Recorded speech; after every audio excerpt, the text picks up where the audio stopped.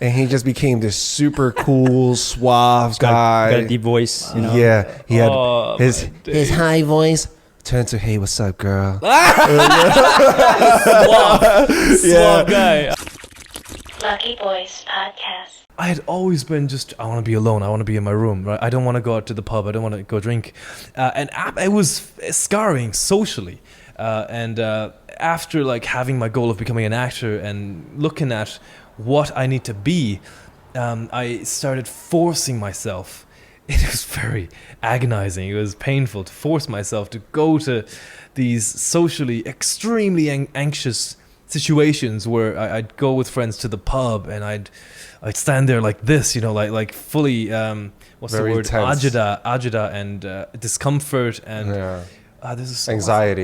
That's it, anxiety. And just pummeling face first into absolutely unbearable anxiety.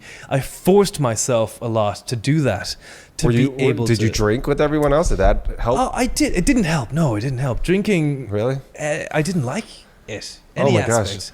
I remember when I had my drink and I felt anxiety. It was to go up to a girl. Yeah. Oh I my mean, God. I was really attracted to her, so Yeah. it was tough, and I couldn't. And I just had a couple of drinks, and all of a sudden, zip. Wow, that's great. It didn't have that it effect on helped. me at all. Made him to Completely Superman. removed fear and anxiety. Jeez. Like that part of my brain, it just went, oh well, we don't need these All anymore. right, like liquid courage. They Go call it. ahead. Yeah, yeah. I turned to. You ever watch? You may not, but Family Matters for everyone else.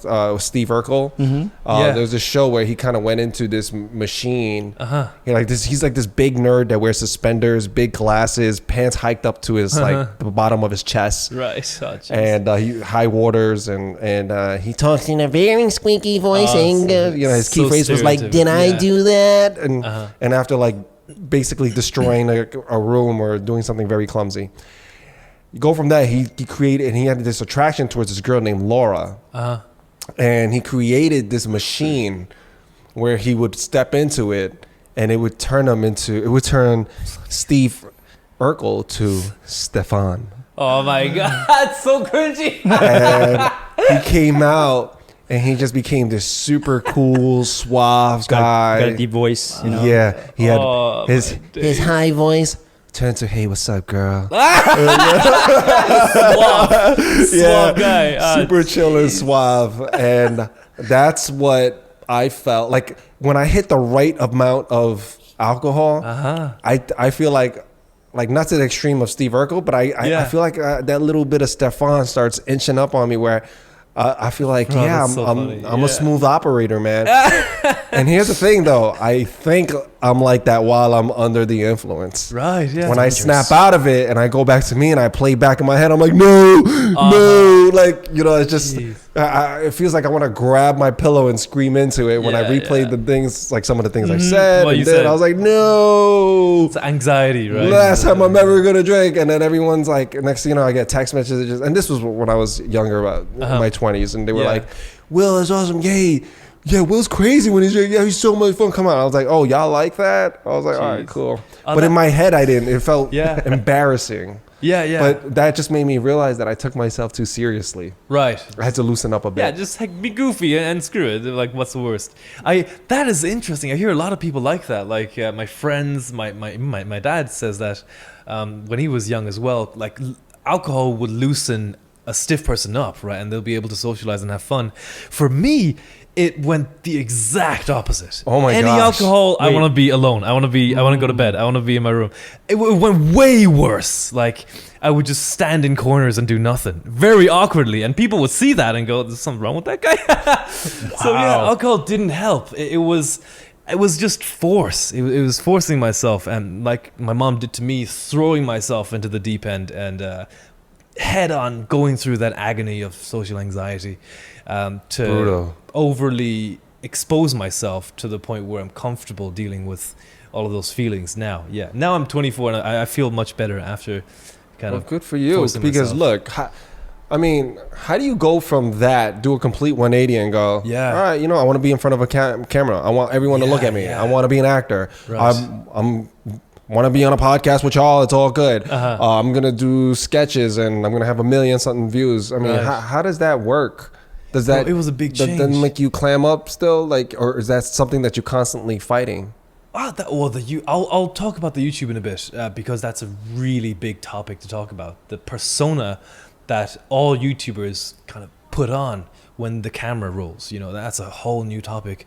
But for now, I've overexposed myself to social situations and that anxiety feeling that I used to feel, that I've gotten less. It affects me less. Of course, I feel nervous if I'm like like when I met Aquafina. Yeah, I felt hella nervous. But yeah, I've kind of grown that tough skin to the point where it no longer discourages me, or I don't want to run away or stand in the corner anymore. So yeah, I'm comfortable with that. Yeah, and the YouTube thing. Jeez, this is a big topic, man, because I'm going through something right now that is like, it's burnout, and every YouTuber knows this. Every YouTuber knows this. When we're on camera, this is, by the way, very, very comfortable. This is me in reality. On my channel, whether I'm doing skits or reactionary content, the reactionary content is a better example because I'm being me, but an extremely hyper and entertainer showman version of me. And on top of that, it's generally like 5% of the footage. So what I do for a reactionary thing, like a subreddit video, where I would react to what my fans wrote about me or made memes about me, I'd laugh about it, I'd make the video very entertaining. But what you see there is 5% of the recording. I'd record for like more than an hour and the video be 3 minutes long. Right. Legit, like look at my channel, the video would be like 3 minutes long, and from beginning to end it's full on laughs, entertainment, big motions, big energy, and having to put that on, I get like 100 times is grand, but doing that year over year, it gets, you burn out a little bit as a person. It's just not the natural way a human behaves. No one That's not is a natural high state. energy every second, whereas that is what my audience expects of me.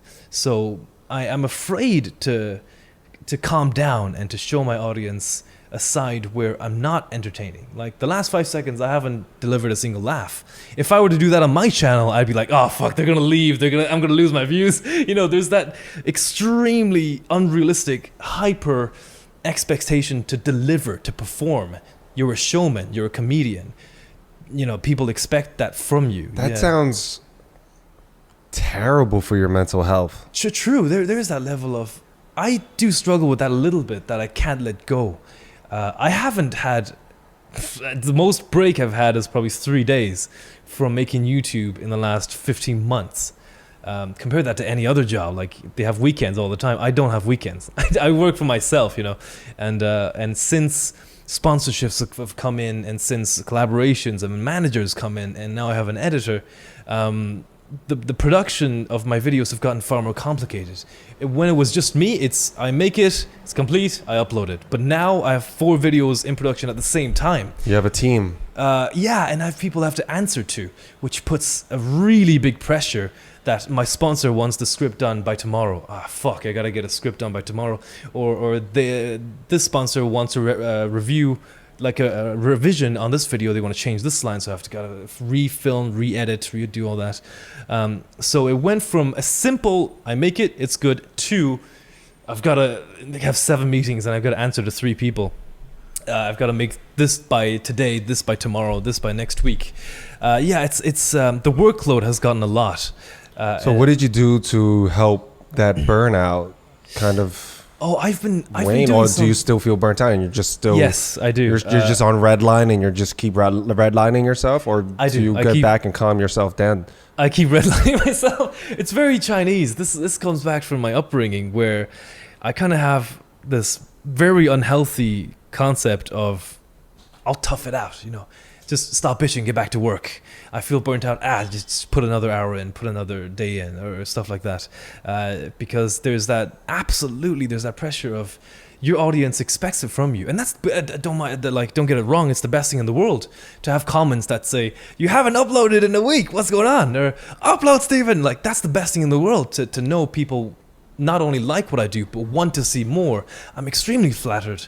But when millions of people ask that of you, and you've got the pressure of the YouTube algorithm, really tanking your channel if you don't perform, and that is my livelihood. Like I pay my rent from YouTube. yeah, that pressure to perform and to get the videos out in a good quality is definitely, burning me out. I feel that. And now the next month is going to be really interesting because to the audience, it seems like I'm taking a break, but I'm not at all. I'm working harder than ever. In just 3 days, I'm flying to Ireland to film a TV series, and so I'll be basically absent from my YouTube channel for a month. And while my audience may think, oh, he's taking a break, I'm working harder. I'm working even harder because my time don't belong to me anymore. My time belongs to the production. And That's and really it's interesting morning that you to put it night that way. shooting. Yeah, it's gonna be a tough. So you growing your channel has created more opportunities for you. Yeah, that was my For- original. right? And so far, everything that you strategically put in place, Yes. from starting in TikTok, migrating over to YouTube, Yes. eventually happen to facilitate your growth as an actor, or to bring eyes on you, Yeah. where they'll go, you know what, he does have 1 million followers or subscribers. Let's book him. Yeah, yes. So it's working. So check. It has. Well, my predictions in the next 5 years, only 1 year has passed, so it's not there yet. Lucky Boys Podcast.